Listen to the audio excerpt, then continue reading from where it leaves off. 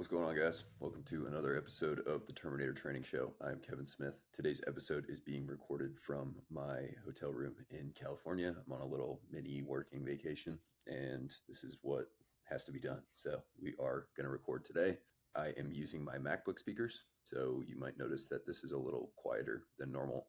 But last time I had to use my MacBook speakers because my mic was malfunctioning for whatever reason. I sat a little bit further away from the speakers, and I also did not adjust the speaker volume on the computer to make it a little bit louder. So hopefully I did that today, and I'm sitting closer to the laptop today. So hopefully it helps you guys hear it without having to crank the volume super loud. But either way, next episode we'll be back to normal recording. And also either way, we've got plenty of good questions to go over today. So if you got to turn it up a little bit, so be it. But just figured I'd let you guys know beforehand, just so you're not wondering why it's super quiet like a few episodes ago.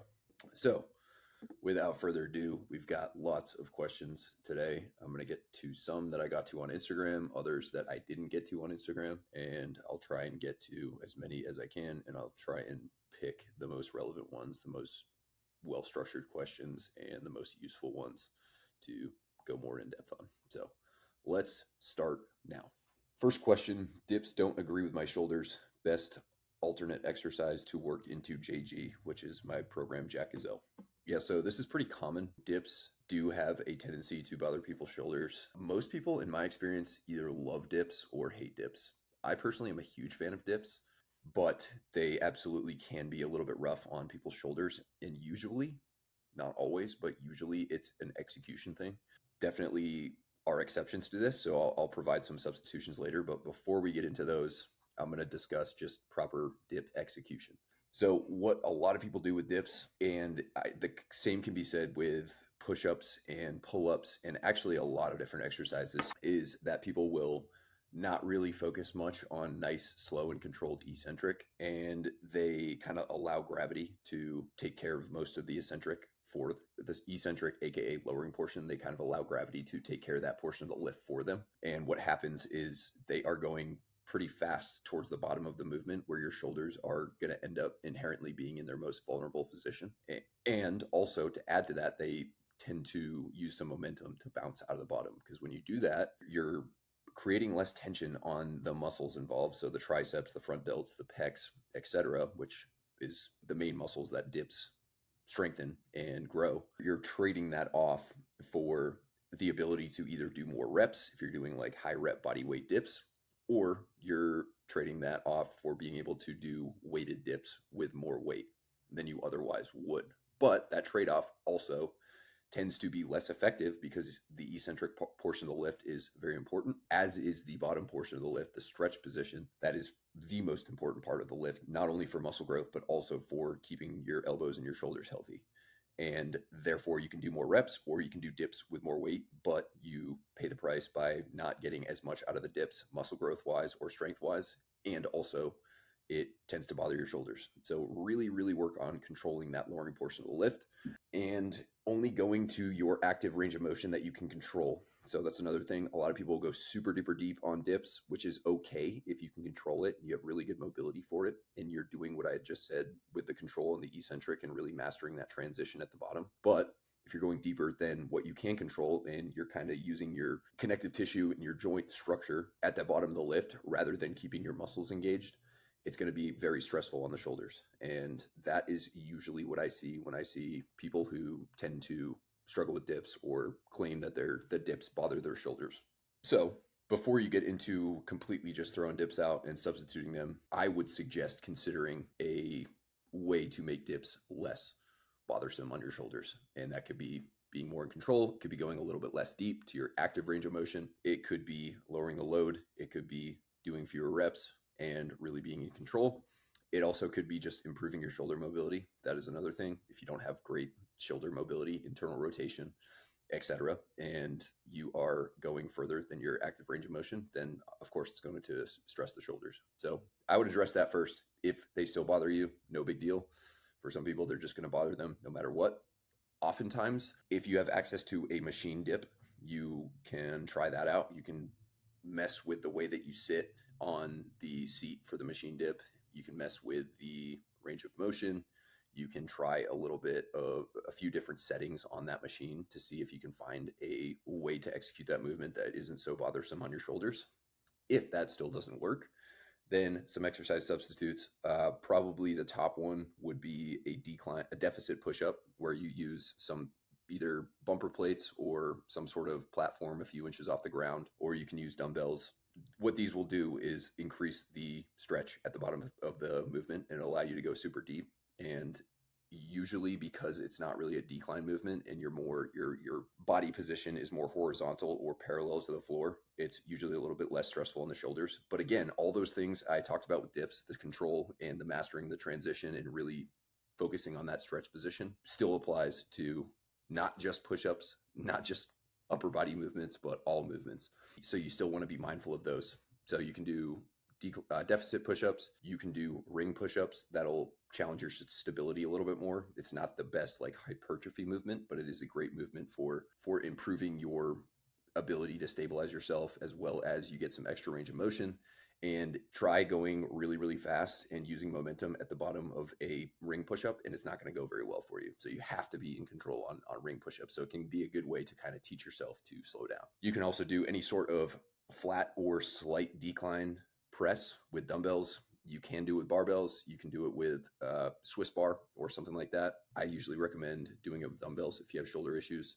A barbell can be a little bit rough because it requires a certain amount of shoulder mobility as well. And if dips bother your shoulders, there's a decent chance that pressing with a barbell might bother your shoulders as well. The thing about decline is the standard decline bench in the gym is way too steep. You want a very, very slight decline. So what I like to do is take a 25, maybe a 45-pound bumper plate and put it underneath the front of the bench so that it's on a very, very slight decline. And that is a much more favorable way to do decline presses, and usually more favorable for the shoulders as well. And just it hits the lower portion of the pecs a little bit better. But flat presses are totally fine as well, and that can be a totally fine substitution. And then finally, you can just use a machine. You can do a flat machine press. You can do a decline machine press. A lot of the decline machine presses are not very well set up.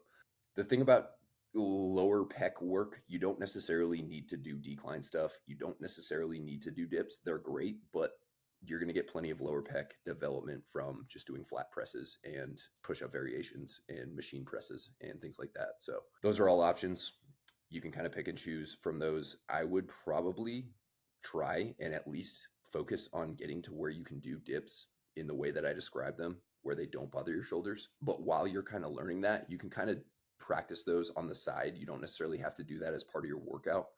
You don't need to be going like to failure, or you don't need to be going to super fatigue, but you can do those in addition to a substitution exercise for the time being until you can get to where you feel really confident with those dips and you feel better with them, and then work dips back in. Because dips, yes, they can be a little bit risky and they can be a little bit rough on some people's shoulders, but the fact that you struggle to do them should indicate A, yes, you want to make a substitution. You don't want to just train through it, but B, that's something that you should probably address so that you can do them in the future, because they're a great exercise for the pecs and the triceps.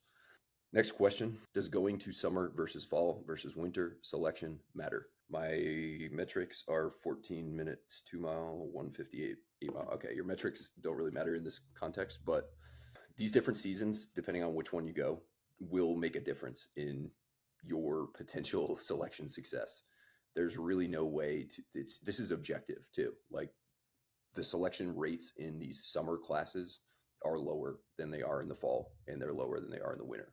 Ideally, for selection, the winter class, any winter class, so whether it's like November through like March-ish, are going to be probably the most optimal, quote unquote, times to go. If you have the choice, if you have the ability to choose approximately when you go, because yes, you're going to be cold a few times, and sometimes North Carolina winters are a little bit more cold than usual, but most North Carolina winters are not cold. They're relatively cold compared to some other places, but they're not cold. They're more cool and relatively comfortable. Usually January, February timeframe. Overnight, it might get into the 20s, occasionally into the teens, but usually overnight it's around freezing. And then during the day, it's in the 40s, maybe even close to 50. And that is much more favorable weather for any sort of endurance performance, especially rucking. Rucking will trap the heat and not allow you to cool yourself nearly as well as running, nearly as well as really any other type of endurance work, just because the ruck is, an added layer. Think of it as like an added layer of clothing that's just going to trap the heat in. And it's so much more strenuous because you have 45, 55, 60 pounds of extra weight on you. So it's going to be harder. Rucking in the summertime is very, very difficult. And you're not going to set PRs in the summertime unless you've just never really rucked before and you start rucking and you're getting better and better and it happens to be summertime. But if you've been solid at rucking for a really long time and you were to do a 12-mile ruck, for example, in 45-degree weather versus 93-degree weather with a dew point of 74, you're going to do way better on the former, on the cooler one. And you are going to be also at lower risk of getting some sort of heat injury, heat stroke, heat exhaustion, whatever it may be, and like severe cramps. So, with that all being said, because selection is a ruck-based activity, a ruck-based event, yes, it is definitely more favorable to go in the wintertime or in the fall when it's a little bit cooler. Another advantage of those times of year, of the fall, especially of the winter, is the vegetation is a lot less dense. So the freedom of movement in the woods when you're land nabbing, as well as how far you can see. So you could be several hundred meters away from your point and you'll be able to see it better in the wintertime than if it's super thick and you're there in the summertime. So that's another advantage as well. The thing is, there's really only two summer classes. There's one that occurs late August, and this year, the May class, I had 4 clients go to it. 3 of them got picked up, but they said there were a lot of heat casualties because May into June this year, it was like mid-May into mid-June, was a very, very like hotter than normal, even in North Carolina. It was very, very hot, very humid. Dew points were super high. So guys were dropping like flies. The problem with the May class as well is it's really hard to acclimate to the heat because you're training basically throughout the spring and you're probably training somewhere, unless you live in a southern state that gets really hot really early or just kind of stays hot year round, you're not going to be acclimated as well to the heat. Whereas if you go in the August class, it's going to be hotter for sure. It's going to be more miserable than the May class in most cases, but at least you have the ability to acclimate to the heat and train in the heat, depending on where you live again. But there are ways to acclimate to heat that are better than nothing, like using a sauna. Way better than nothing, but not as good as training the heat sometimes. I've talked about training the heat a million times, so I won't get too into that. But all that being said, regardless of when you go, if you have to go in the summer, it's doable. Plenty of people have gotten selected in the summer. Plenty of people will continue to get selected in the summer. So if you have an option, I would probably suggest, and a lot of people are just like, oh, just go, man, whatever, don't worry about it. Personally, I would suggest trying to go in the winter or trying to go late fall or early spring, whatever it may be, because you are just going to be at a bigger advantage just in general. So those selection classes are usually higher selection rates than the summer class, rightfully so. And usually it's mainly due to the misery of trying to do performance-based rucks and to a lesser extent performance-based runs in the heat. Some people do go down on the runs in the first week. So that would be my take on that. And that would be kind of my suggestion. But at the same time, if you have to go in the summertime, just make sure you show up acclimated to the heat, make sure you show up fit, make sure you take proper precautions and don't run yourself to literally to death or to Womack Hospital. So that best of luck whenever you go. Next question, what was your Ranger School recovery like and how long until your numbers were what they were? Yeah, so let me start off by saying a lot of people are going to tell you about their own experiences, and I'm also going to tell you about my own experience because that was the question. But I will also make sure to annotate things that are potentially different from my experience that you may experience and that are different from what other people may claim to what is possible. So a lot of people will say that it takes a certain amount of months to get back to where you were, and it may be something like 4 months, maybe something like 6 months, it may be something like a year. I've even heard people say that you can never get back to where you were before. And yes, Ranger School is very, very stressful on the body in multiple different ways. So you're going to be very, very weak and very depleted, and you're not going to recover well, and you're going to struggle to get your nutrition in check afterwards. That's just the nature of it. However, if you go in with the mentality of, oh shit, I'm going to have to wait 6 months, I'm going to have to wait 8 months, I'm going to have to wait a year until I get back to normal, then you're just more likely to actually see that play out, see that result in that scenario play out. So you want to go in with a mindset of, I want to get back quicker than what most people say is possible, but also with a caveat of, I understand that it's going to take a little bit of time, and that if I try and get back, if I force it and try and get back as quickly as possible, then that is also going to reduce my chances of getting back quickly, because there's a reasonable way to go about it and there's an unreasonable way to go about it. And you want to go about it reasonably, or else you're probably just going to hurt yourself or overtrain or over fatigue yourself. And it's just going to slow you down, because you're going to have to just dial it back or take hiatuses, whatever it may be. So I was pretty fit, strong, solid at running and rucking before I went to Ranger School. I did not train for it. I got like a week notice before I went, so I didn't really have any time to train for it. But my training at the time was such that I was ready to go and smash the first few days that are all the physical events. So that's wrap week. You do the Ranger PT assessment, whatever it may be. When I went, it was push-ups, pull-ups, sit-ups, and a 5 mile. And there's some other stuff throughout the first week that you have to do as well. And then towards the end of the week, I think it was like day 4, day 5, you do a 12-mile ruck. And the 12-mile ruck is like 35 pounds dry. It's not that bad, but they smoke the shit out of you the night before, and they make you eat an MRE. I'm not joking. 5 to 10 minutes before you step off a full MRE, you have to eat all of it. Well, you want to eat all of it because like that's one of your MREs throughout the day, and you're just already pretty hungry at that point because you're not eating enough. So I wouldn't expect to get like a PR on the 12 mile, but you just have to do it under 3 hours, and it's pretty easy. That was my worst ever 12 mile. I think I was like 2:07 or something like that, which, is 53 minutes underneath the cutoff time. But usually I was well under 2 hours for most of my 12 milers throughout my career. But either way, pretty fit going in. I was pretty strong going in. We did a fitness competition as a company in 10th. I was at 10th group at the time. We did a fitness competition at the company, and I squatted like 445, deadlifted 560, and bench press I won't even mention. It was like 285 or something like that. It was never been a good bencher. And then we did a 6 mile run and a 7 or 8 mile ruck or something like that, both of which I performed pretty well on. And then like a week later I went to Ranger School. So that was where I was at before I went. And then I believe I ran my 5 mile in like 31:30 or something like that. And I did my 12 mile, like I said, in like 2:07. Did fine on the push-ups and the pull-ups. I got a good grader. He counted 49 push-ups, told me to get up. I literally didn't have to do an extra one, which does not always happen, but it was, kind of luck of the draw. So I was pretty fit going in. Afterwards, the first workout, I went back to the gym. I don't know exactly how many days after I got back it was, but probably within 3 days, maybe 4. I was back in the gym. I can remember this very vividly. My first deadlift session, I did like a full body workout, kept it what I thought was pretty damn easy. My first deadlift session, I did 225, so 300 plus pounds less than what I had hit the week before I went to Ranger School.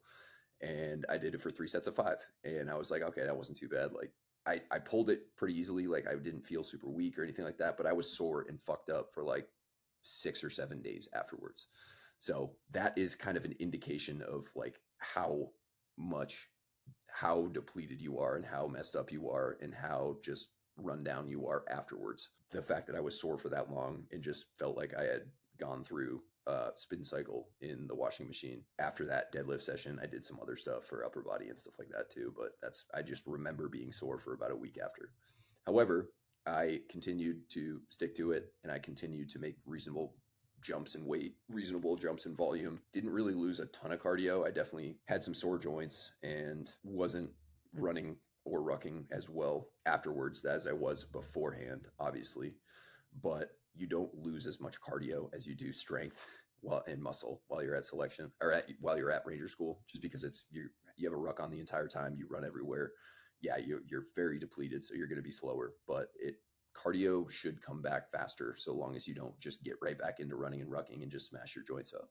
You want to ease back into that too. So if you ease back into it, you follow a reasonable plan and you are patient, but you also don't have the mentality of, oh my God, I'm fucked, this is going to take forever. It should come back in, depending on the person, 3, maybe 4, maybe 5 months. I think I was back to deadlifting over 500 8 or 9 weeks after I got done with Ranger School.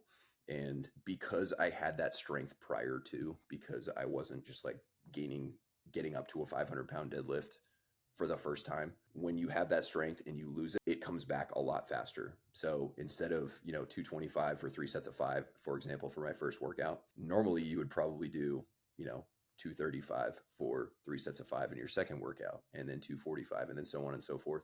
You can make bigger jumps. I wouldn't make bigger jumps like right off the bat. You want to kind of start conservatively, see how you feel, see how you recover, see if you're sore for a week afterwards. That should not be the goal. You don't want to be crazy, crazy sore. You're going to be a little bit sore, but you should not be like shooting to be messed up for several days after your first lifts. But eventually you can get to where you're making bigger weight jumps, adding 40 pounds to the bar, adding 50 pounds to the bar, whatever it may be. But that is usually not the first couple weeks. But because you had whatever strength you had prior to, you can gain it back much quicker.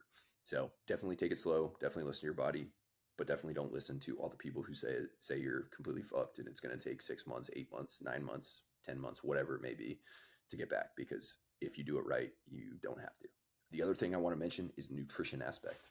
This is another thing that really messes people up. When you get back from Ranger School, you're going to be ravenously hungry. And no matter what you eat, no matter how much you eat, you're going to want to keep eating. And it's totally fine to like give into that for a short period of time. But the longer you give into that, the worse off you're going to be. You're going to be more inflamed. You're going to put on a bunch of weight, which is just not going to help you with your performance in most areas of fitness. And most of that weight's obviously going to be water weight and fat. And that's just, not great for getting back into well-rounded tactical fitness. It'd be one thing if you were like a power lifter. Yeah, you want to be like kind of bloated and weighed down for certain lifts, especially if your weight class doesn't matter. But for a tactical athlete, you want to get back into like fighting shape. You don't want to like try and get super duper fat afterwards.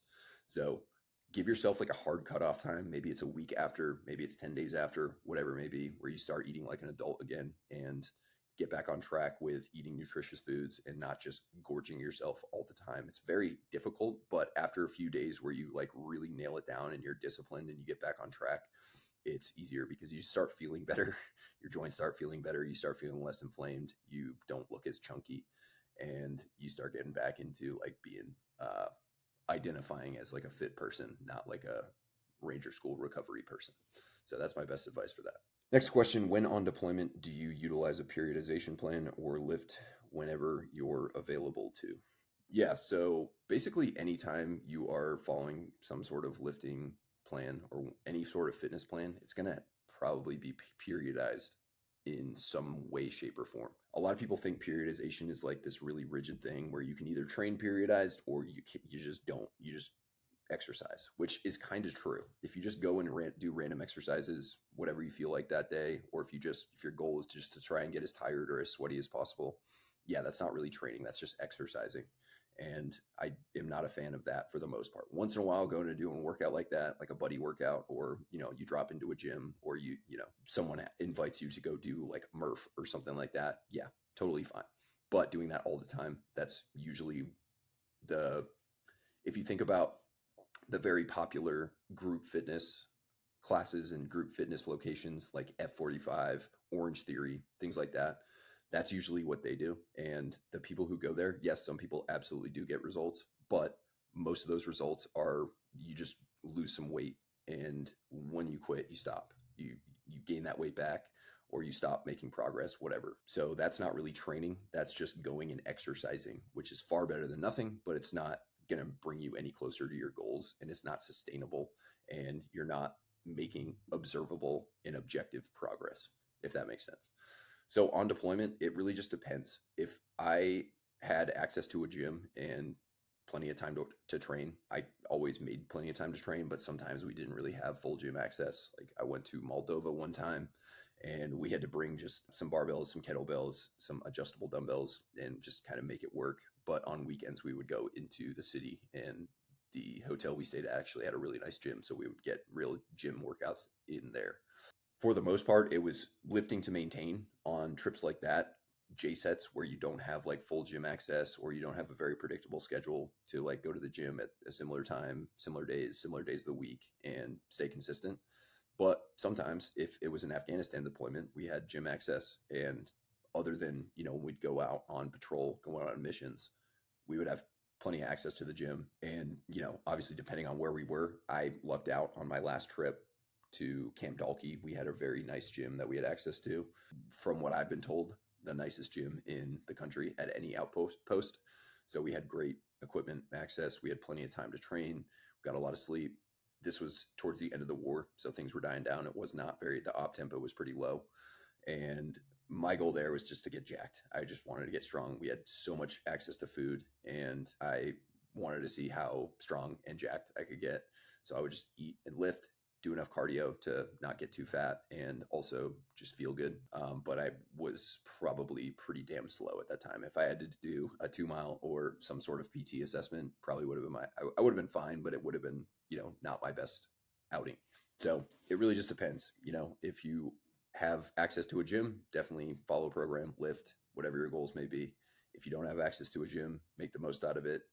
You're probably going to be doing more like exercise than actual training, but still better than nothing. And it still allows you to maintain, especially if you implement proper programming principles into that. With minimal equipment, you still can make progress. You may not, if you don't have access to a shit ton of weight and you want to get your deadlift up, then you're probably not going to get your deadlift up. But if you have access to enough weight and you just want to relatively maintain your strength, maybe build some muscle, or at least maintain your muscle, you can figure out a way to do that, at least for short periods of time. But depending on the deployment, a lot of guys would come back from a deployment less fit than they were going into the deployment. Other deployments, if you so choose, you can get more fit than you normally are, because some guys, if you have a family back home and you just don't have a ton of time to train when you're home, on certain deployments, you have a lot more time and a lot less responsibilities. So you can kind of dedicate more of your day to training, recovering from training, sleeping, etc. So it really does depend on lots of different things. So the key thing is to make the most of your situation and figure out a way to get it in, even if it's not perfect. I lucked out. I was on teams that were very fitness minded, and we would always prioritize bringing gym equipment. We had a bunch of team gym equipment, barbell, rack, bench, adjustable dumbbells, a bunch of kettlebells, a bunch of plates, pull-up bar, things like that. So we would always bring that if we thought we might not have gym access. Not all teams are like that, but you can try and be the voice of reason. Be like, hey, guys, our job, like the foundation of it, is to be physically fit and capable and look the part. So hopefully you can get some people on board to bring stuff that is going to help you maintain your fitness if you're not going to have access to a gym. Next question, could T850 be used as a prep for SWAT/SOF? T850, for those not aware, is one of my programs. It's my training team on Train Heroic. It's a tactical athlete program. Should it be used? I don't exactly know how the SWAT selection process, I'm assuming you're talking about a selection process or an evaluation process that's going to allow you to get into SWAT or SOF. And I don't know what SWAT selection or evaluation really looks like. I do know what some SOF selections look like. And while T850 could be used for SOF selection prep, it would not be my first option, just because it's not quite as specific as I would usually recommend people training for those particular selection processes, especially because if you train exactly the same for SFAS as you do for BUDS, and exactly the same for BUDS as you do for example, Air Force SOF selection, you're probably going to leave some things on the table that you could have trained, could have done better, and made it more specific. So can it be used? Yeah, absolutely. It's a pretty well-rounded program. You'll get stronger. You'll get a little bit better at calisthenics. You will improve your power. You'll get better at running. If you so choose to ruck, you can get better at rucking. But at the same time, I would probably lean towards following something that's more specific. And I don't know if you're training for SWAT or SOF. And even if I did know, I wouldn't know which SOF selection you're training for. So that would be a nuance that would be required to give you a more specific and better answer. Next question, how long will it take to rebuild a running base after an injury? Yeah, this is another one that's kind of depends on lots of different factors. What kind of injury did you have? What was your running base beforehand like? How is your injury potentially going to affect your running? Did you have a stress fracture in your foot, or did you hurt your shoulder, or did you tear your ACL, or did you tear your meniscus? The recovery process for an ACL is 8 months long, probably. Some people longer, maybe a little shorter for others. Whereas if you just had your meniscus scoped, it might be a month before you can get back into relatively normal training. Additionally, your running base prior. If you had a great running base before, or if you have a history of doing lots of running, then you'll be able to rebuild your base a lot faster If your base beforehand wasn't great, or if it was pretty average, then it'll take you longer to rebuild it. So it really depends on the injury, but for some people, this may be 8 weeks. For other people, it may be 16 weeks. For other people, it may be 6 months. It just depends on too many factors to really give you a specific answer. Next question. What do you think of some trainers claiming that you can get through BUDS and SFAS on 5 miles per week? Yeah, so I don't know of a world where that would be very good advice, honestly. I don't know what BUDS looks like specifically, but I do know it involves a shit ton of running. And that running is not only done just like in nice running conditions. That running is done on the beach in loose sand, harder packed sand. It's done in uniform, in boots. And a lot of those miles that you run every week, I don't know what it is. It's probably upwards of 40, 50, maybe even 60 miles. Yeah, they're going to be slow and not timed. I think parts of BUDS have 1 4 mile run timed every so often, maybe one per week or maybe one every other week, something like that in different phases. But that's still a lot of running. And even if you don't have to go super fast for all of them, and also a lot of those runs are going to be done with your boat team carrying a freaking boat. So that's quite a bit of running that you're going to be exposed to. And you don't want to be that guy who's always falling out. If you're doing group runs, you don't want to be the guy who's slowing your boat team down because you can't keep up.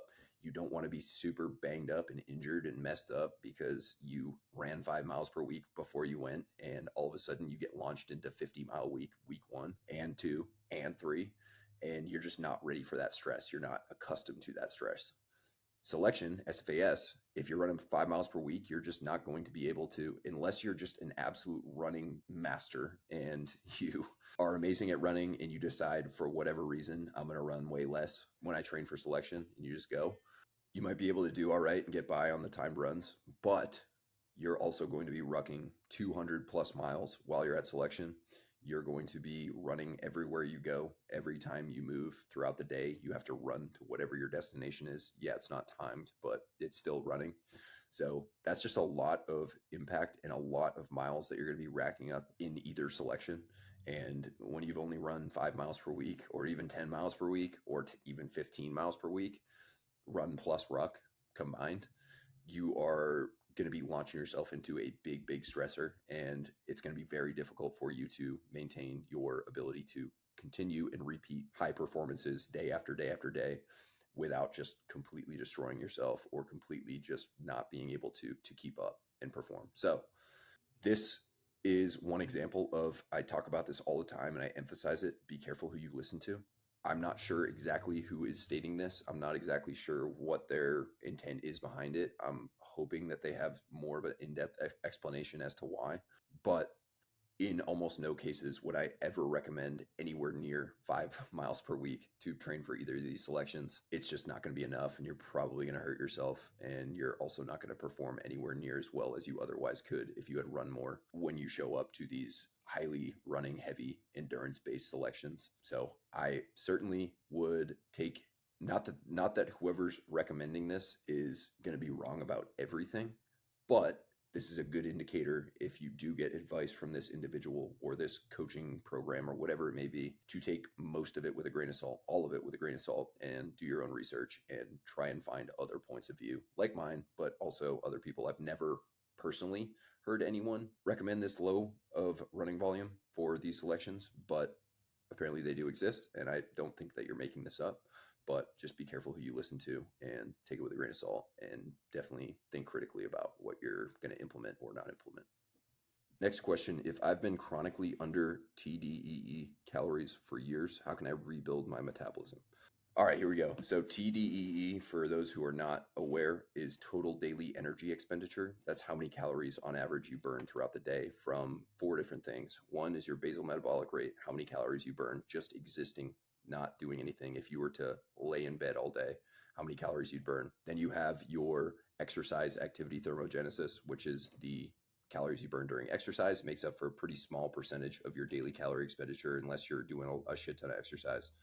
Then you have your NEAT, non-exercise activity thermogenesis, which is what you burn from daily subconscious movements. So fidgeting, moving around in your chair, blinking, scratching your face, things like that. That's NEAT. A lot of people consider walking to be neat, which it's semantics whether it is or not. Usually when people walk for health purposes, they're kind of doing that intentionally. So it would be more like exercise.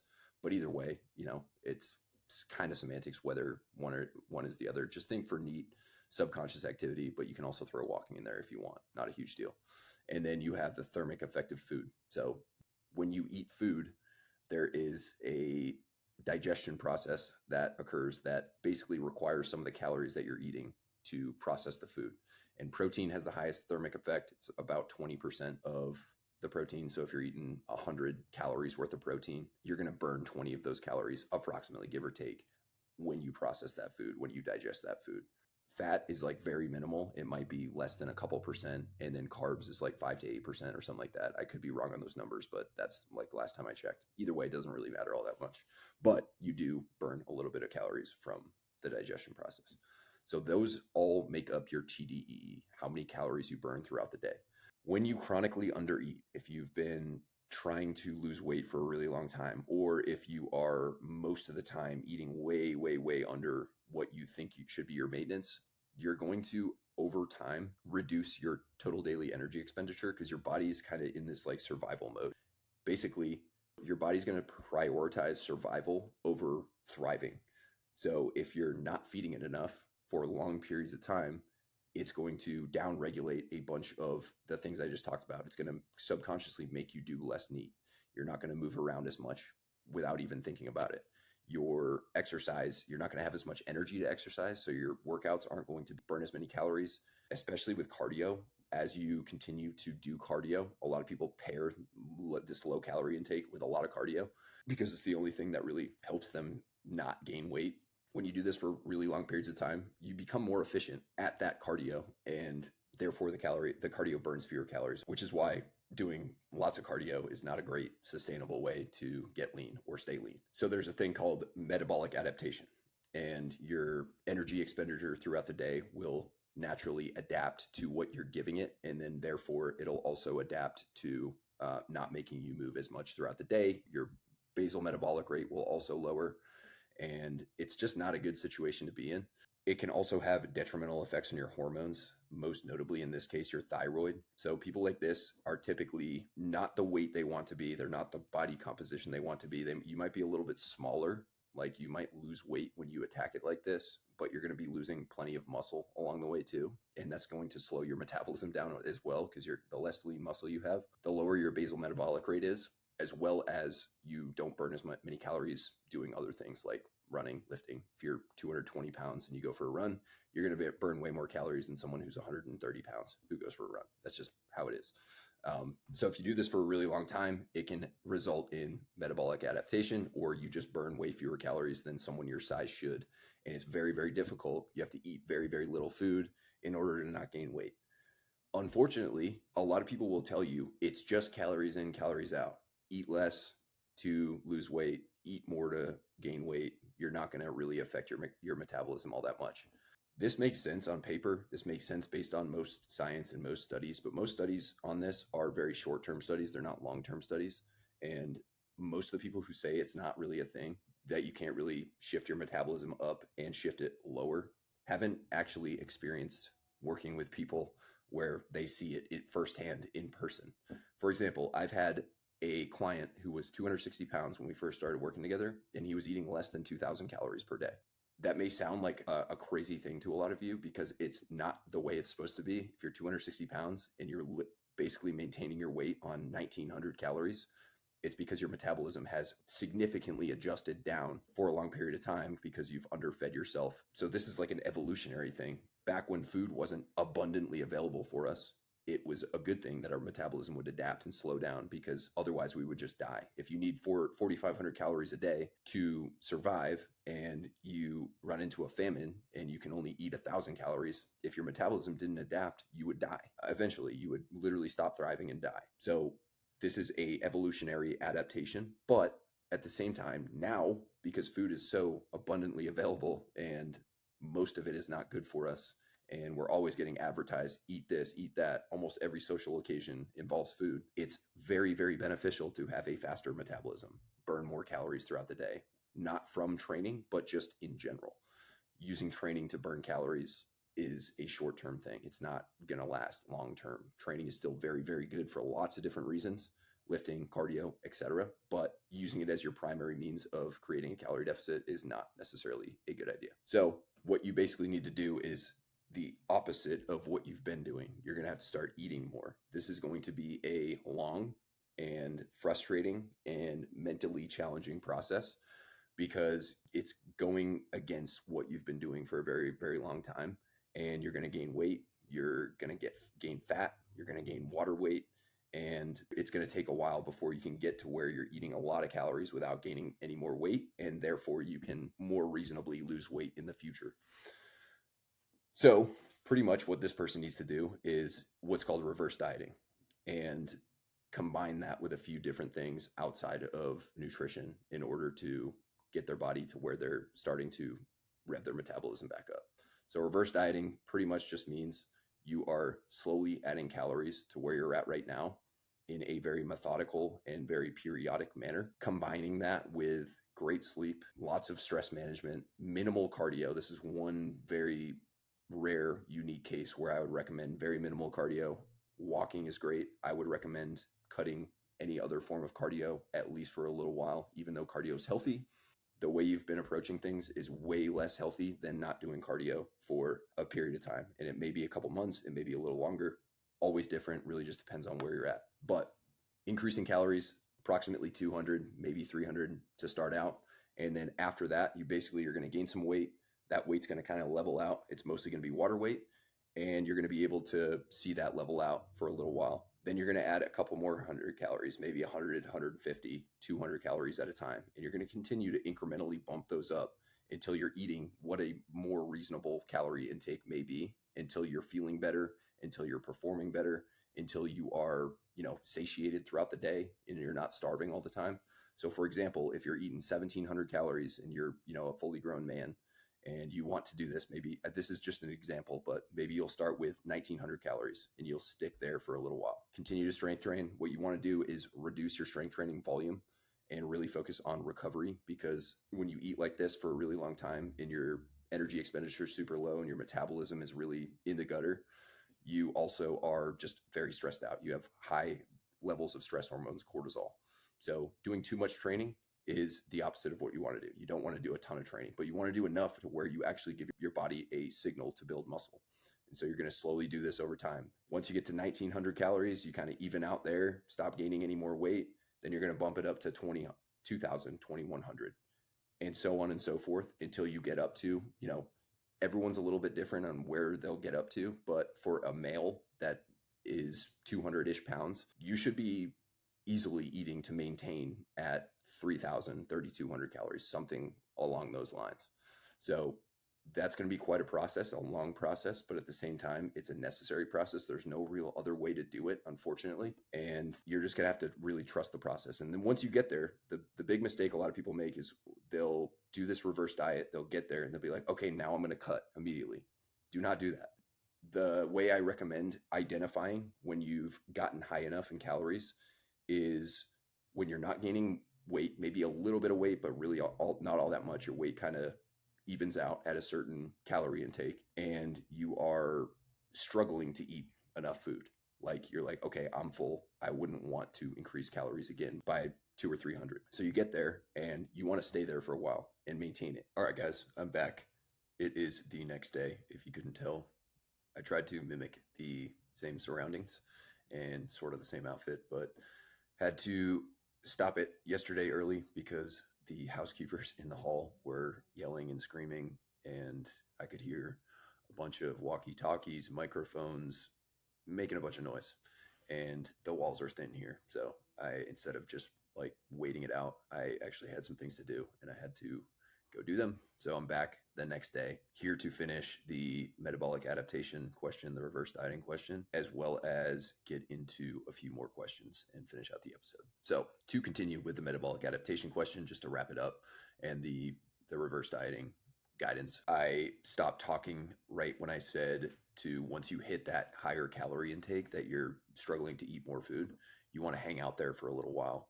That way you spend more time at that new total daily energy expenditure. There's a theory called the metabolic set point, where the longer you spend at a certain calorie intake, the more it's going to be your body's new normal. So one big mistake is getting to that higher calorie intake and you're like, finally, now I can cut, and just going immediately into dropping it down. You're at 3,200, immediately going to drop it down to 2,800 and trying to lose weight immediately. Even though that's going to be probably really tempting, because you are probably going to be pretty sick of being at a higher weight than you want to be and eating more food than you want to, and you really want to start losing weight again. If you do the entire process, which honestly most people don't do, most people quit because it's very mentally challenging. But if you stick with it, even though you're going to want to drop, definitely stay at that higher calorie intake at least for a month, maybe 2 months, maybe even longer, just depending on how long you can kind of handle it. Interestingly, once you get there, you may find that you continue to train. You can start doing a little bit more cardio at this point. You can start training a little bit more. You don't want to crank it up. You don't want to do, 5 days a week of cardio really long. You don't want to add 2-3 days of lifting into your program. I would probably stick to like 2 or 3 days a week, full body throughout most of this. Relatively low volume, higher intensity, definitely send a muscle building signal. But you might find that even when you're doing that, you hit this new calorie intake, you might even out for a little while, and then you may even start getting a little bit leaner at that new calorie intake. And once that happens, you are in the sweet spot. Like, you have done this perfectly. It may not happen. You might just kind of maintain there, but it can happen because you have basically rebuilt your metabolism, for lack of a better way to explain it. Yes, that's not like the scientific term for it, but your metabolism is now working in your favor, and your body is less efficient, which is a good thing. Your body doesn't want to hang on to pretty much everything you eat, and it's not requiring you to do tons and tons of activity, and you're in a great spot. So eventually that's when you can start cutting again. Once you've maintained it for a bit, you have just a much higher ceiling to fall from than, if you're trying to continue cutting on, for example, what we started with, 1,700 calories. You just don't really have much room to go. And you're also running into, when you start eating super low calories, just depending on your size, I don't know what your size is, but when you're down in the mid to low 1,000 calorie range, if you have to eat that little, you have to make sure that it's very, very high quality foods, because you're going to start running into nutrient deficiencies. Whereas if you're eating 3,200, 3,500, whatever it may be, you don't have to be quite as strict with your nutrient density of your foods, because you can eat more food. And therefore, even if 2,800 of those calories are relatively whole foods, nutrient dense foods, and 3 to 500 are not, you're still getting plenty of nutrients, and you're not going to run into serious deficiencies and stuff like that. So definitely a complex process, and you absolutely can read more about it. Lane Norton has some really good information on reverse dieting. I believe he has a reverse dieting ebook, which, if this is the case for you, this applies to a lot of people, even if they don't want to admit it, or even if they can't identify it yet. I highly suggest reading a lot more about reverse dieting so you can get into like real specifics. I don't want to make this an entire episode. I've spent a long time on this question already, but it's definitely important, and it is definitely the long-term move for a lot of people who are in similar situations to this. So best of luck to you, and hopefully that advice helped. Next question is SFAS prep transferable to Ranger School prep? SFAS prep is usually going to be more than you need for, it's going to be a little arbitrary for Ranger School prep. For Ranger School, talked about this many, many times, but you really only have to be fit for the first week. You have to do the gated events during wrap week, and then thereafter it's just slugging along in the woods with a ruck on, and you're going pretty slow. You don't have any sort of fitness metrics that you need to hit, or fitness benchmarks that you have to hit. Of course, you have to perform well enough to pass your patrols and move on to the next phase, and therefore move on till you graduate. But it's not like it is a physical grind. It's a mental grind, and you definitely want to be solid at rucking when you go, because you're just going to be rucking a lot, but you don't get tested on those after the first week. Whereas selection is going to be pretty much 3 straight weeks of, you have to physically perform to certain standards. Yes, there's non-physical aspects of it, like land nav and team week and interoperability with your teammates, finding your points, but the physical standards have to be met for 3 straight weeks, whereas at Ranger School they don't. So if you follow a selection prep program for Ranger School prep, yes, you'll definitely be ready, more than ready for Ranger School, but it's also a little bit excessive. And like I said in an earlier question, if you're relatively fit and you have good training habits year round, you shouldn't even need to really train for Ranger School. You should be able to just show up at a moment's notice and pass it, which is not the case for everyone. I totally understand that. But if you are listening to this and you don't feel, if you're in the military and you don't feel like you could just go to Ranger School and pass at a moment's notice, that's probably an indication that you should maybe train a little bit more soundly or more consistently, harder, train the right things, whatever it may be. So that would be my best advice on that one. Next question. I frequently wake up hours before my alarm and can't get back to sleep. Any advice? Yeah, so this is a pretty common problem, and it's one that I've experienced in my life as well. And there are many potential possibilities, many potential culprits that could be at play. One thing that I would suggest, if you are someone who trains regularly and you train really hard, and even if you don't feel like you need this or need a deload week, I would suggest taking a few days off, at least 4, maybe 5, maybe even full week off from all training. Don't even think about training.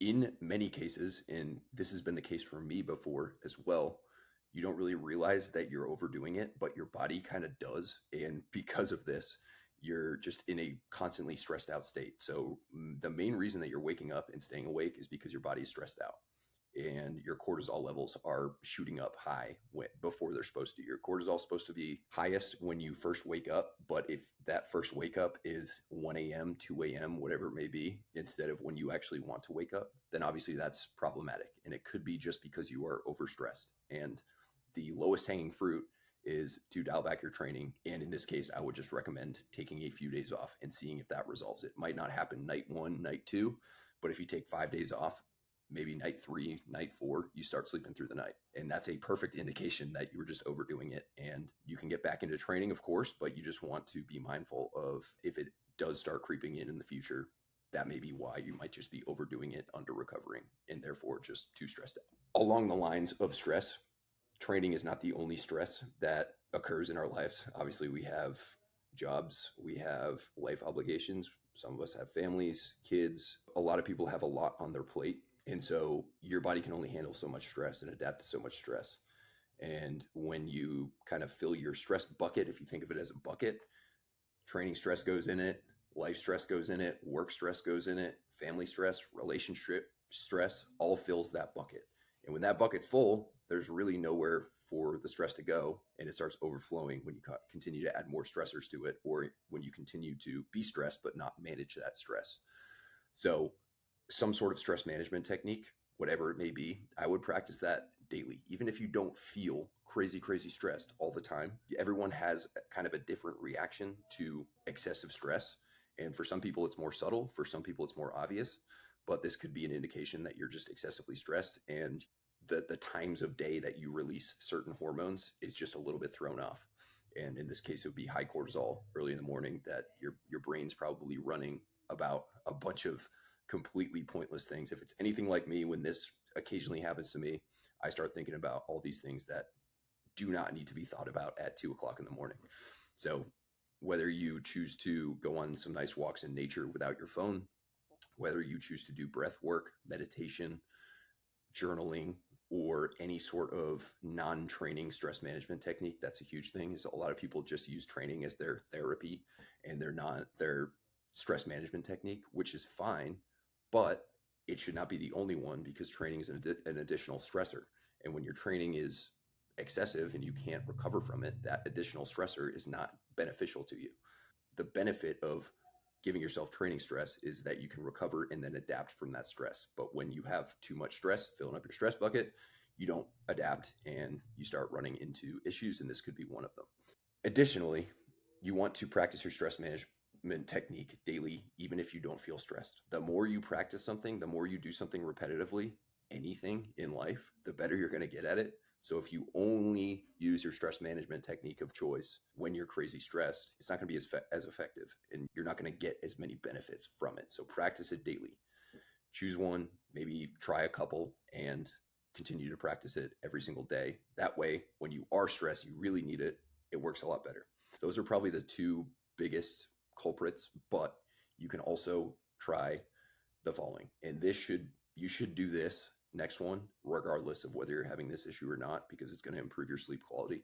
But make sure you're going to bed and waking up within the same half hour every day, if at all possible. I understand some people have jobs or other obligations where you can't necessarily do this 7 days per week, but a lot of people will go to bed and wake up at around the same time throughout the week, and then on the weekends they'll go to bed much later, sleep in later, and they're basically giving themselves jet lag. It's literally called social jet lag. So that should be one thing that you really focus on, regardless of whether you're having this issue or not. It's arguably more important, most likely is more important than just spending 8 hours in bed, is going to bed and waking up at the same time. Additionally, it could be a blood sugar related thing. So, depending on when you eat your dinner, that could be an easy fix that may alleviate this problem, as well as what you choose to eat with dinner or after dinner for dessert, etc. So, you want to try, if you don't already do this, eating dinner a little bit further away from when you go to bed. I would say, if able, 3 hours prior to bedtime, finish your dinner. That way, you have plenty of time to digest between when you finish eating and before you go to bed. Your body only wants to be doing one thing at a time. Additionally, eating a bunch of food raises your core temperature because your metabolic rate kind of revs up a little bit after a meal. And when your core temperature is high, you may struggle to sleep. This is more of a falling asleep type thing, but the thing I'm about to talk about is more of what applies to you. So when you eat dinner a little bit too late, your blood sugar goes up, your body starts to process those foods, it releases insulin and goes through its entire digestion process. If you're eating too close to bedtime, especially if you're eating higher sugar style foods, whether it's something with dinner or usually in most cases this is after dinner, you have dessert that's, sugar, which is totally fine if that fits within your goals. But it could be a problem in this case because your blood sugar kind of goes higher and then it drops low. And when your blood sugar drops really low, your cortisol goes up. So you wake up because your blood sugar is low, and with that is high cortisol, and therefore your brain is running and you can't go back to sleep. You feel very restless. So I would try that. I would also try cleaning up dinner food. You definitely can eat carbohydrates, like slower digesting carbohydrates, even white rice and things like that. You can definitely eat those because in some cases carbohydrates can help people fall asleep, but not in every case. So you could try, if eliminating the sugary foods and eating further away from bedtime doesn't work well for you, you could try also eating most of your carbs earlier in the day and eating a high protein, high fat, low carb dinner and seeing if that works as well. Other things, just basic sleep improvement strategies, like seeing the sun in the morning soon after it rises, seeing the sun set. If you can get both in, that's even better. That would support your circadian rhythm even more. It kind of tells your body it's daytime, let's be awake. And then it also tells your body it's nighttime, let's start dialing things back. What you do before sleep, don't look at screens, don't watch TV, have a cutoff time, at least 45 minutes before you go to bed. If that doesn't work, a little longer and a little longer until you start feeling like you're starting to sleep better. Caffeine and other stimulants, that's another thing you want to be mindful of. I usually recommend, if someone's having this issue, it may not affect going to sleep. You might fall asleep fine, but it still could affect you to a point where you're waking up and staying awake early in the morning. So I would cut caffeine out anytime after noon, depending on when you go to bed. I would say 9 to 10 hours before bed. If that doesn't work, 11 to 12 hours before bed. For some people, they need to cut caffeine completely, and their sleep just magically, not magically, it's no wonder, but their sleep significantly improves because caffeine has a different half-life in everybody. And some people are very, very slow metabolizers of caffeine. So if they drink a bunch of caffeine every day, they just constantly have it in their system, even overnight. So you can try that for sure and see if that helps. But I would start with the lowest hanging fruits I mentioned with the training thing and the stress management techniques, and then see if that works. If not, you can try the other things, but definitely pretty tough, but at the same time, it's doable. And the last thing I want to mention is, if you do wake up, because we have this tendency to associate certain things with certain locations, when you wake up, if this does happen, because it probably still will, and you aren't able to get back to sleep within about 20, maybe 30 minutes, instead of just continuing to roll around and like be stressed and just worry about, oh shit, I'm going to have like no energy throughout the day, I'm going to get a shitty night of sleep, whatever it may be, just get up, go into a different room, keep the lights dim, don't stare at a screen, don't go on your computer, anything like that. You can go read in some dim light. You can go kind of sit out in the dark or in some dim light and think about whatever thoughts you're thinking elsewhere. Worst case scenario, you just have to stay up for the day, and that's just going to be a shitty day. And then you go to bed early again the next night, not too early, but at the same time, you just kind of tough that day out. Don't make up for it with like a long ass nap or anything like that. That's just a day you have to suck up. Oftentimes, you're going to start feeling sleepy, and then you can go back into bed and try to sleep again. When you wake up and you're just rolling around and you are stressed out and you're struggling to get back to sleep, your brain will begin to associate your bed with a place that you don't sleep, and you're restless and it's a stressful place. Whereas if you get out of bed after you try to go back to sleep for a little bit, you are not associating your bed with a place that you just can't sleep. Seems a little bit rudimentary, but it is a real thing. And I highly suggest doing that, even if once in a while you have to suck it up and you have a day where you have poor sleep. It's way better than just going to bed with a thought. A lot of people who have insomnia, it's completely psychological because they associate their bed with a place that they just can't sleep. And they get worried about the fact that they can't sleep, and that worry ends up resulting in shitty sleep. So those are things I try. Best of luck to you. I know this can be really shitty because I've gone through it. I usually go through it every couple of months. I'll have like 2 or 3 nights in a row where this happens. And then usually with those techniques, I can get out of it. But a lot of times in the past, I have just taken a few days off from training, up to a week, and magically, but not really magically, I start sleeping better because I'm just in an overstressed state, and I couldn't really identify it, but my body can identify it, and it lets me know by keeping me up at night. Next question, along with the sleep theme: are occasional naps okay?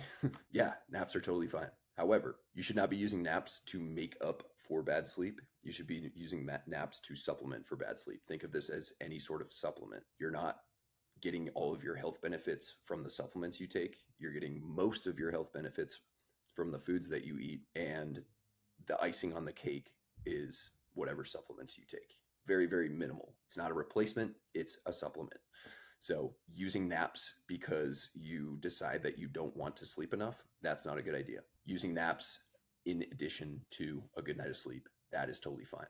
For naps, everyone's a little bit different. Some people hate naps. I personally don't like taking full naps. Some people do like to take full naps. What I usually do, if I feel like I need a little bit of a pick-me-up, I'll lay down for 15 to 20 minutes with my eyes closed, but I don't actually fall asleep. But I do feel better and more cognitively engaged throughout the rest of the day. So it's a good little break.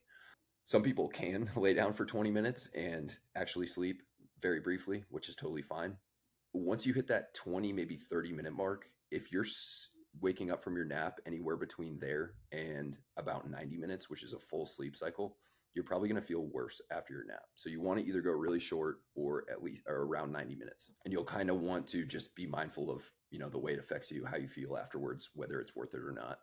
But also, you don't want to do naps too late in the day. I would finish your nap at least 6, 7, maybe even 8 hours before you go to bed. So if, say, you go to bed at 9 o'clock, you want to get your nap in and be done with your nap by 1 o'clock, I would say at the very latest. So you could do like a quick nap from like 12 to 12:30, or you could do a longer nap from whatever, 11:30 to 1. So those are the ways I would use naps, but they're totally fine. They're actually great. If you benefit from naps, you absolutely should take naps.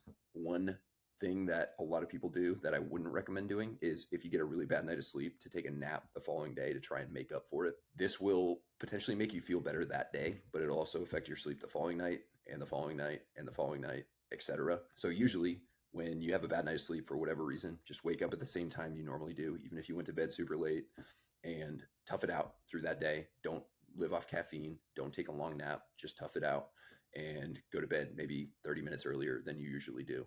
And you should be able to stay on track instead of sacrificing the next few days to feel better that one day. But naps, totally great if you like them, not required. Next question: when is Jacked Gazelle Season 2 coming out? Yeah, so I jokingly answered this question. Have you been looking at my computer somehow? Have you hacked into my computer? Because I am currently working on Jacked Gazelle version 2. It's in its infancy right now, but it is absolutely going to be a thing. It's probably going to be my next program release. When will that be? Can't really give you an idea of it. Probably sometime this fall. And it'll be a hybrid program, of course, with similar goals, but it'll be a little bit more well-rounded It'll be a little bit different in regards to exactly how it's programmed. It's also going to have more joint friendly lifts. So, you know, using a barbell all the time, like you do in Jack Gazelle, is great.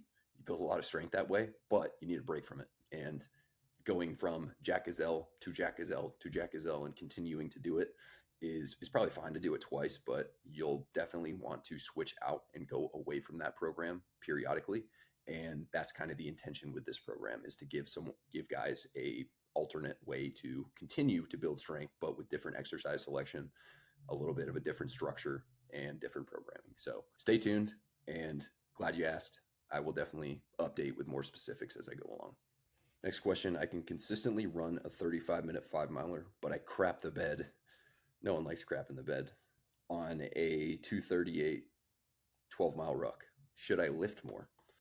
So potentially, but it's most likely not, because you're not lifting enough. So of course, rucking involves more strength than running because you're carrying extra weight, you're loading your lower body more. But past a certain point of general full body strength, getting stronger is not going to necessarily crank down your your ruck times all that much. If you're super duper weak, like if you have a history of running, which you probably don't, because 35-minute 5-miler is solid, but like it's not skinny runner guy speed. Skinny runner guys are 25, 26 minutes, stuff like that. But if you do feel like you're relatively weak, and I'm not going to give standards or anything like that, I think regardless, you should continue to try and get stronger and build your strength. But will that transfer over to rucking significantly? Only if you're really, really weak and you're really below standards on most of the gym work, the squats, the bench press, the deadlifts, the lower body movements. They don't have to be with a barbell, which I've said a million times, but in general, the most likely thing is that you just need to ruck more, or you have to structure your ruck training differently and improve your rucking programming. And that could look like many different things. Depends on what you've been doing for training for rucking.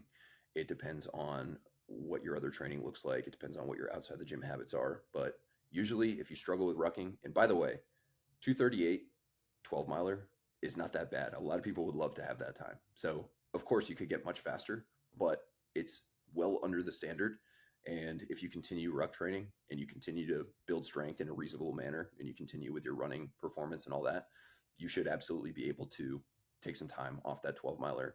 But most likely, strength training and building more strength is not necessarily going to be the solution, but it should complement your ruck training. But I can't really give you specific things on what you're doing for rucking. That may be a little bit suboptimal, and how to fix it, just because I don't know what it looks like. But you definitely want to consider a better structure of your ruck programming, as well as maybe a little bit more ruck volume, and continuing to train and be well-rounded. So best of luck to you.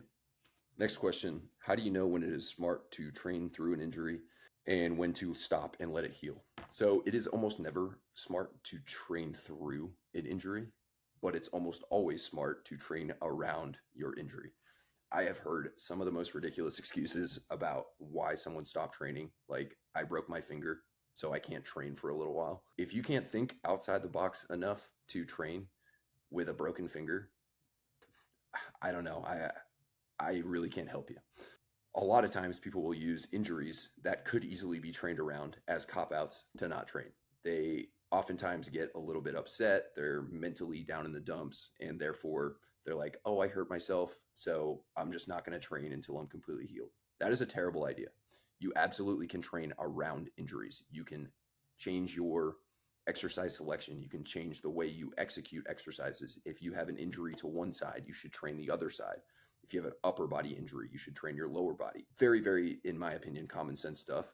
But training through an injury, say, for example, you have a knee injury and you're just trying to train through it, like you're continuing to try and run, continuing to do heavy squats, stuff like that.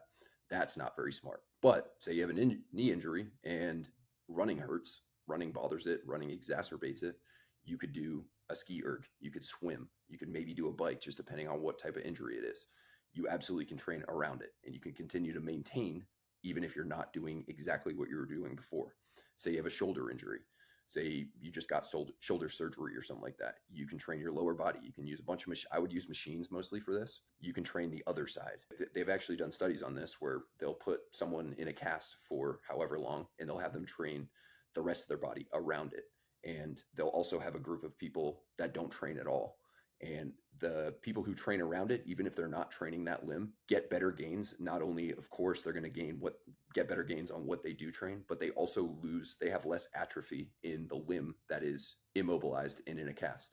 So you absolutely should train, even if you think you're going to like develop an imbalance. Say you have a knee injury and you're worried about doing leg extensions and leg curls with the other leg or whatever it may be, because you think you're going to get big imbalances, even more imbalances, contrary to what you would think. You're actually going to get less imbalances because that other leg is going to atrophy less and it's going to catch up to the other leg once you can start training it again afterwards. So training through injuries, not super smart. Training around them, thinking outside the box a little bit, changing up the way you execute movements. Sometimes if you have a shoulder problem or a knee problem or something like that, it's not like an injury and it's not in a cast or anything like that.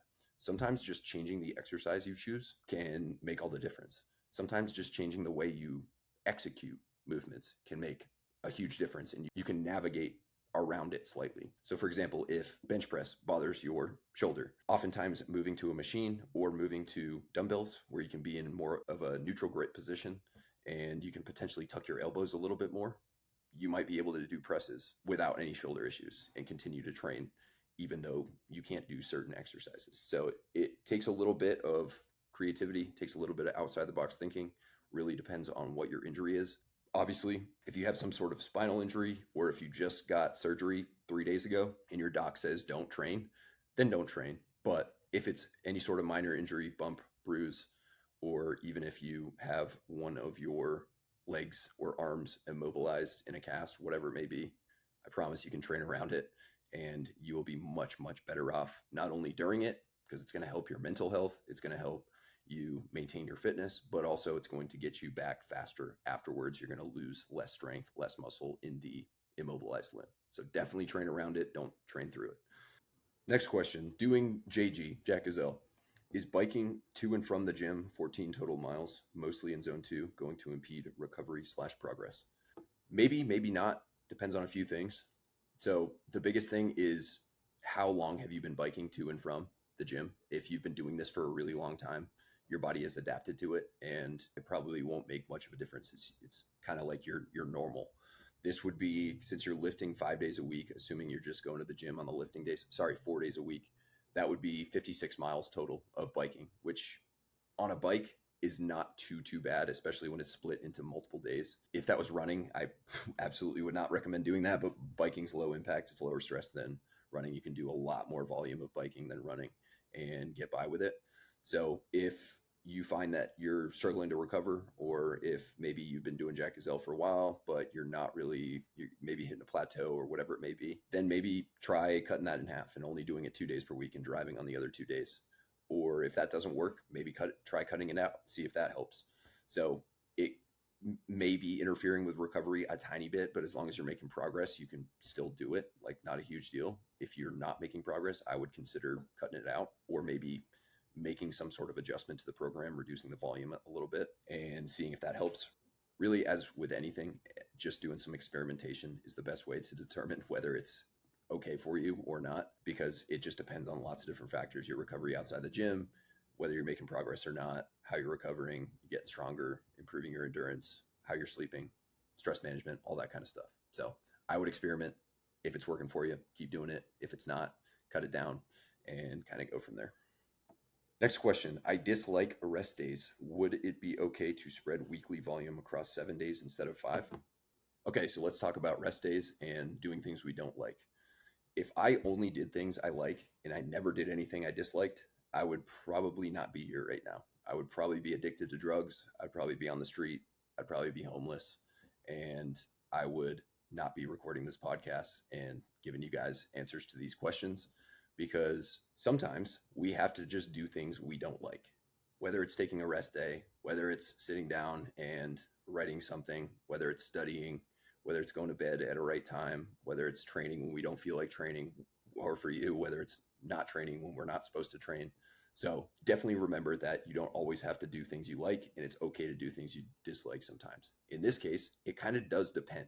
If your goal is just general fitness and you want to be healthy, you want to be relatively strong, you want to have good cardiovascular health and you don't have extreme performance goals, then doing some sort of exercise, maybe not like structured training, but some sort of exercise 7 days a week, pretty much all the time, is usually totally fine, so long as you are recovering well and it's not interfering with your life, it's not an added stressor, and so on and so forth. However, if you have performance goals, if you really want to get good at insert physical adaptation, whether it's running, strength, calisthenics, whatever it may be, selection prep, you in almost every case are going to be better off taking a rest day, at least one per week, some people even two per week, than training 7 days a week. It's just the way you have to train for certain performance metrics and performance improvements is going to be stressful in such a way that you want to allow your body to recover from that stress, and you're going to make better adaptations long term.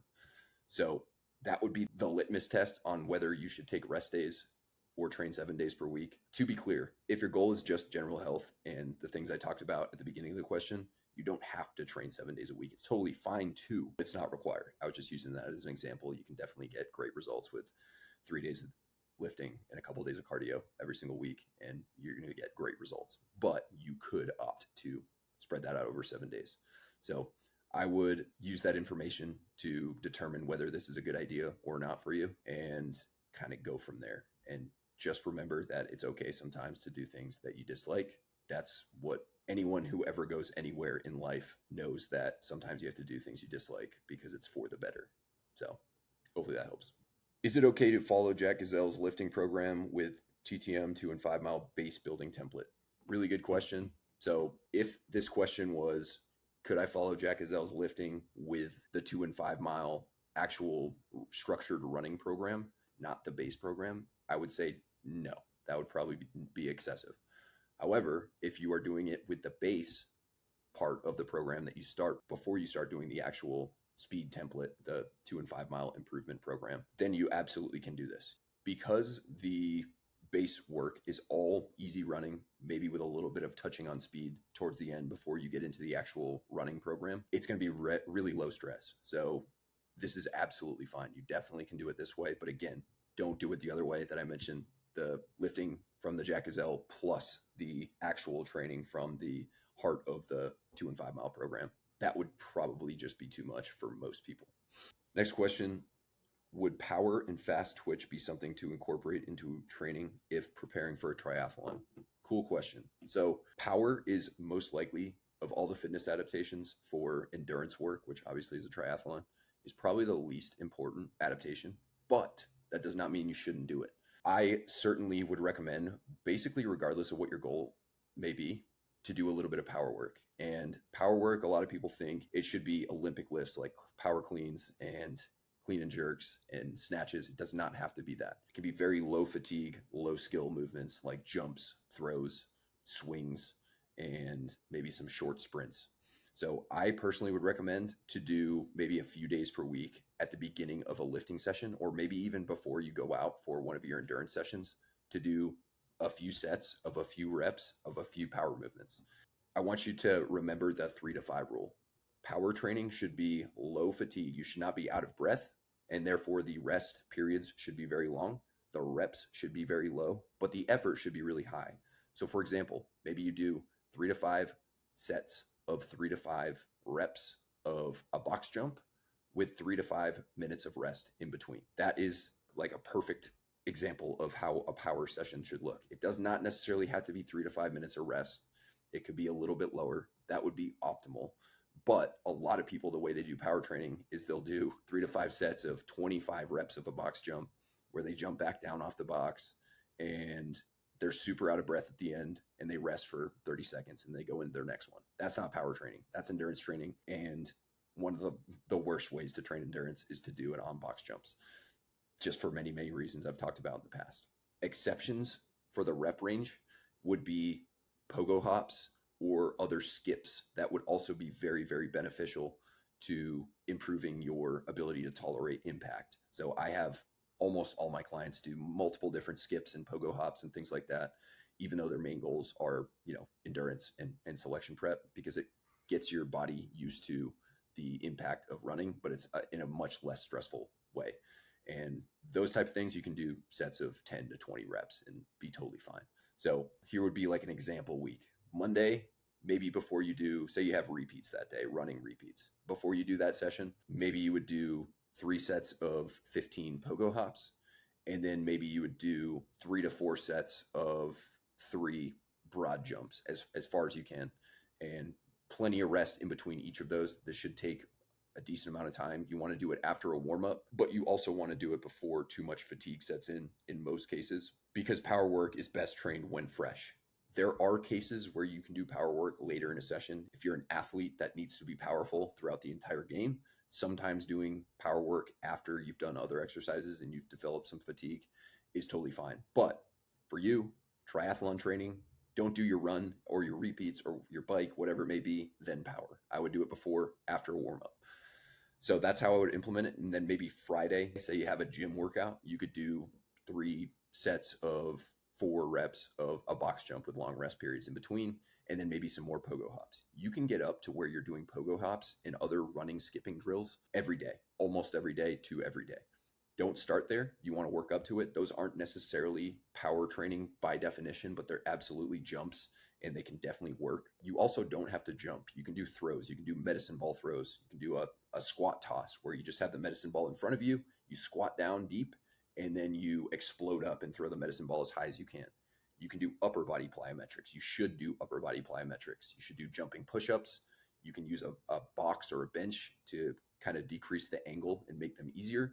You can do them on the floor if you're good enough at them. You can do medicine ball chest passes. You can do lateral power drills, maybe a half kneeling lateral ball toss into the wall where you're on one knee and you twist and throw as hard as you can.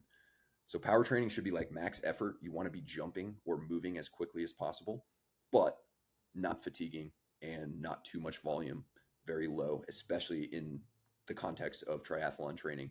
But it absolutely will help you, and it should be included. Even if it's very, very minimal, you should do at least a little bit. The main reason beyond what I've already discussed to do power training more frequently is because power is the adaptation, the fitness adaptation that goes away the fastest. So you should be training power every week. You could take a week off from endurance and you really wouldn't lose any endurance. You could take a week off from strength training, you really wouldn't lose any strength. You could take a week off from hypertrophy training, you wouldn't lose any muscle. If you take a week off from power, you're going to lose a little bit of that top end power. You take 2 weeks off, even more. Take 3 weeks off, even more. So if you train it every 5 days or so, you're going to be good to go. But an easy way to do it would be just to keep it low intensity, low volume, and do it a couple days per week, and you're going to be fine. And it's actually going to help you. Next question, is the whole strength before cardio training belief bro science, or does it really matter? Yes, it does matter. It does depend, though. There's some context that needs to be added to this.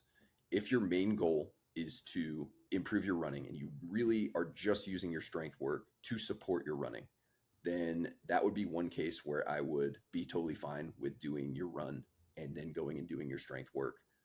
This is going to be assuming that you're not doing any sort of spinal loaded, heavy lifts. Still, I would separate them. I would do the run in the morning and the strength work in the evening, or vice versa. But you could do it that way. And as long as you're not doing, if you're doing mostly like dumbbell lifts or non-axial loaded lifts, and you're not pushing like high numbers and you don't really care about getting super strong in the gym, you could do it that way. For almost anybody else, doing it the opposite way is going to be not only more effective, but also safer. When you do cardio, when you say you go out for a run, you are going to fatigue your joints. You're going to inflame your joints a little bit. You're going to reduce your glycogen stores, your body's fuel for running and lifting. One of your body's fuel sources, preferred fuel sources for most forms of running and also for higher rep lifting work. You're also going to add a little bit of mental stress and mental fatigue. You're also going to dehydrate yourself, especially this time of year when you just sweat your ass off anytime you go out, depending on where you live. So if you run first, you're showing up to your session dehydrated, with reduced glycogen stores, mentally fatigued a little bit, and with inflamed joints. I can't think of many scenarios where showing up to your lift with those conditions would be a very good thing, a very smart thing. So if you want to be able to focus and really put effort into your lift and also keep it safer and perform better in the gym, doing the run afterwards or separating them, if you separate them, they can be done in either order. You can do the run in the morning, have a couple meals, several hours in between, lift in the evening, or vice versa. But if you're going to do them in the same session, you want to do them lift, then run. Lifting before your run will slightly reduce your potential performance on that run, but not nearly as much as running before your lift. So, unless your goal is to just get good at running and you're using lifting to support it, I would highly suggest doing the lift followed by the run. You're going to perform better and you are less likely to hurt yourself. And it's just a better overall way to do it. And it's not bro science. All right, we'll make this the last question. Is it a good idea to do cruise intervals? For example, 5-1 work to rest in lieu of tempo work, 5 to 8 minute bouts of work. Yes, these are actually great, especially this time of year when it's crazy hot out and it's super hard to maintain your known tempo pace for 20 minutes, 30 minutes, whatever your tempo duration will be. Pretty much what this is you're running at your tempo pace, but instead of just doing it straight and continuing for a certain amount of time, you're taking very short recovery intervals where you just slow back down to a jog and then you get back to your tempo pace and you slow back down to a jog. Doesn't necessarily have to be 5 minutes tempo, 1 minute rest or 1 minute recovery jog. It could be 6 and 2. It could be 4 and 1. It could be 7 and 1, whatever it may be. But this is a great way to do it. Probably not the way I would do every single tempo session, but occasionally, absolutely awesome. I think this mostly applies to when it's hot out, when it's super hot, and your tempo pace is going to be much more difficult. Your normal tempo pace in nice conditions is going to be more difficult to maintain. Tempo work should be anywhere between a 7, maybe an 8 RPE towards the end. And if you're trying to hit your normal tempo pace that you can hit in 55-degree weather, say that's a 720 mile, when it's 85 degrees, but the dew point is like 78, and you're trying to hit that pace, it's probably going to be an RPE 9, 9.5, maybe even close to a time trial by the end of it. So instead of just trying to do that and hit that pace, you still want to get that adaptation of running at that tempo pace, but also, you're going to get some heat adaptations by doing it in the heat, but by having those little recovery bouts in between the tempo bouts, you are not going to hit that super duper high level of fatigue. You're going to allow that to dwindle a little bit. You still may not be able to hit your perfect tempo pace, especially towards the later ones, but it's going to be less of a recovery burden, and it's also going to be just less fatiguing, and it's going to be better adaptations because you're still going to be able to get those speed adaptations, but also you're going to get heat adaptations. So I absolutely would do this. Doesn't have to be hot, but that would be one use case where I would absolutely recommend this. And then you can also do it occasionally on some of your tempo days as you go. Like, for example, if you're feeling a little bit fatigued and you don't want to dig yourself too deep into a recovery hole, just do some cruise intervals and you'll recover better from that workout. You'll still be able to get your speed adaptations and it won't be at RPE 9.8. So yeah, I absolutely would recommend them. Great way to interrupt your regular tempo training with an occasional cruise interval session. And yeah, that's it, guys. Thank you very much for listening. If you still are, it's going to be a long episode because I recorded on 2 days. But great questions. Keep them coming, and I will keep the answers coming. If I didn't get to your question, keep asking it. I will get to it at some point if it's not a terrible question. If you ask the same question like 10 weeks in a row, I would probably restructure that question. If I haven't got to it yet, it's probably because it's just not a very good question or very applicable, or it doesn't have a question mark or whatever it may be. So I'll be back soon with another episode. Till then, Terminator out.